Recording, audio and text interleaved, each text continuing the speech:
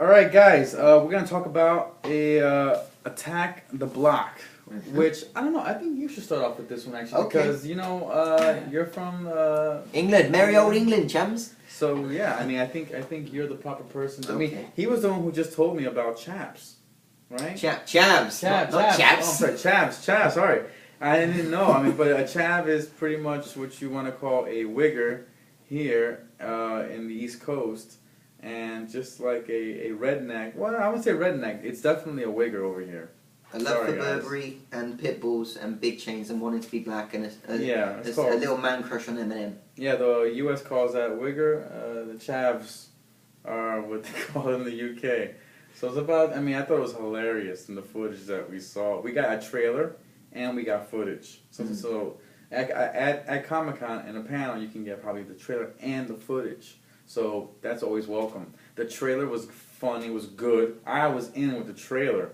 With the footage, I mean, the guy, I think the timing on this film is really good. That's because you've got Edgar Wright writing it as well as the guy who wrote Space with him.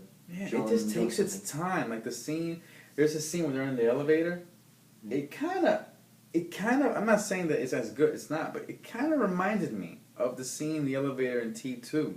When the T-1000 trying to get in the elevator and Arnold kind of like gets the rifle and shoots it and the boom, and then they're in there and then he's shooting it all up in there. I mean, if you look at that scene with the timing, that's how that scene in the elevator worked. It was kind of something similar. I mean, not probably as good, but it definitely hit my head like, wow, this is kind of like that scene because of the timing, the way it just took its time. And when they got outside, right, when it actually got outside the elevator, it really just sizzled things. It was just cooking it, searing it, really nice. What can I say? It's funny. I was cracking up. Just the dialogue is really funny. Edgar Wright is funny.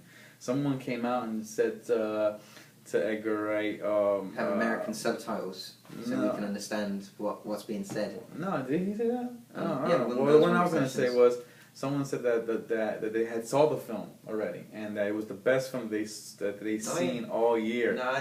Edgar Wright came back and said, "Well, can I ask you something? If this is the best one that you've seen all year, can you not watch any more movies? Because if you don't, it'll be the best film that you've seen all year." So I thought that was kind of funny. So yeah, Edgar Wright was there. I know some of you guys didn't like Scott Pilgrim and all that stuff, but he didn't direct the film. He was just a producer, right?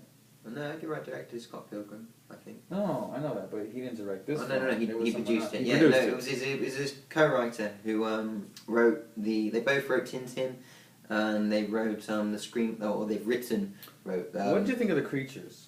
I'll be honest with you. I've seen the film. I saw the film. You saw the film. I told you I saw the film. Oh, that's right. I saw the film about a month ago, 2 months ago, over in England, in Birmingham.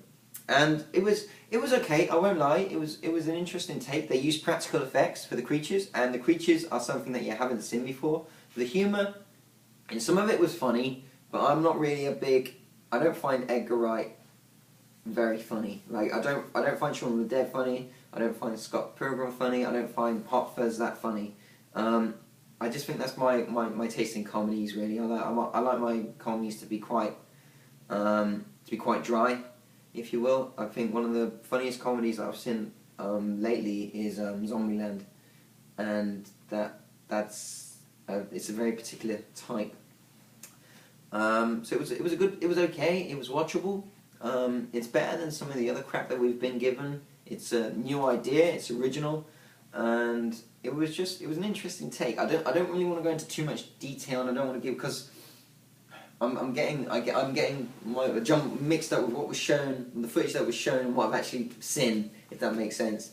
It was good that the main characters, or a lot of the main characters, were getting plucked off, and it was almost like John Carpenter-esque, where you didn't in the Thing, where you didn't know who was going down next. And yeah, it was a good film. It'll be coming out in England on DVD, I would imagine I think it's August, September. Okay. And so I'm definitely gonna watch this film. It definitely got grabbed my attention. Yeah, it's worth a watch. But anything else in the Q&A that was said? Oh, they asked the black kid that came out.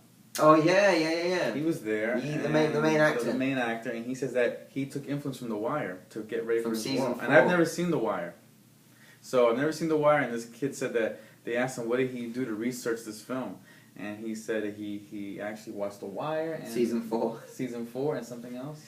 And Something else he says, that he researched, but everybody, like, when he said The Wire, they went crazy in the crowd, like, yeah, like, that's... But they said he's, like, a good kid, like, they couldn't even imagine how he was playing this role, but he said that the research was from, like, The Wire, Season 4. And so that was kind of cool. That was about it. It reminds me, the child acting in this film was actually quite good as well. It was Yeah. not your run-of-the-mill. It felt like it was from it was shot in a London council estate. That's what it was, in a block of flats. That's what it felt like.